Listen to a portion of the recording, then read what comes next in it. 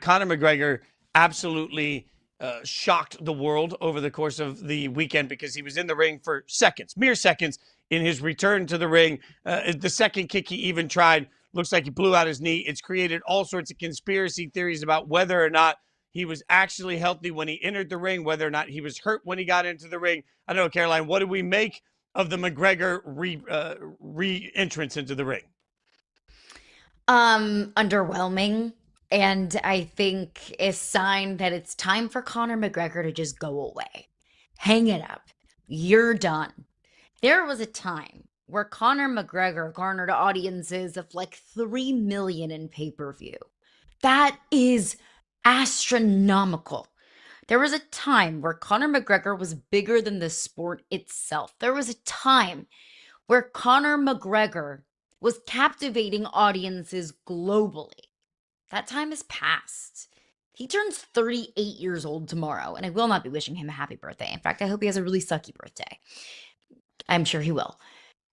And we saw last night a fight that was hyped up, but really even not that hyped up compared to what we used to get from Conor McGregor. It was kind of just like a fleeting topic in the sports world over the past weekend. It didn't compare to the World Cup, doesn't compare to LeBron's free agency saga. So even the hype doesn't even match what we used to see from Conor McGregor, and the fight surely isn't what we saw from Conor McGregor, because even when he went into the ring, he didn't even look right. So he tears his ACL, or what looks like he tore his ACL. He's going to be 38 years old. He's done. It's time. Hang it up. The fight world has moved on from Conor McGregor. I fear that while your concept is right, I don't know that it's actually the way it's going to play out. I think we're going to find out that there were massive historic numbers on this fight. I think we're going to find out that everybody tuned in.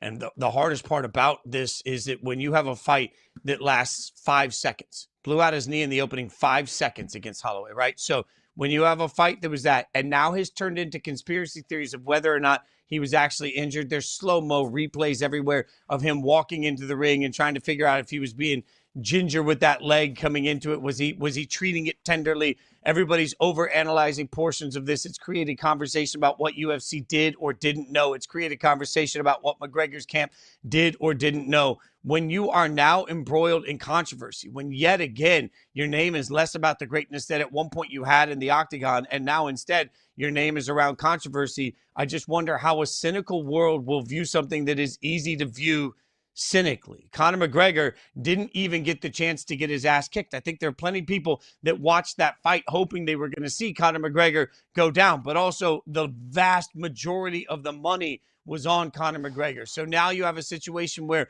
the sports books made money, UFC made money, Paramount Plus made money, Conor McGregor made money. Everybody else lost money in this fight. And now everybody that lost money is looking at it and instead saying, oh my God, I can't believe how tragic it is that somebody had this happen. Instead, we're all looking around and saying, did we get bamboozled? Did we get fleeced in this process? Did we get taken for one? When that becomes the conversation, my question is, how does Conor McGregor rebound? Because the one thing that has always sort of distracted us, the paying no attention to the man behind the curtain moment for Conor McGregor has always been the legend of Conor McGregor in the octagon. But I think we're forgetting it's been a long time since we actually saw the legend of Conor McGregor be legendary, and instead didn't find ourselves after a fight talking about what used to be and what used to happen. I feel like, Caroline, the hardest part about this for the UFC and for Conor McGregor is that a ton of conspiracy theorists, which are already all over social media, are now enraged with the concept that they got. And I don't know how you fix that. I don't know how you fix that either. I don't know if you can fix that.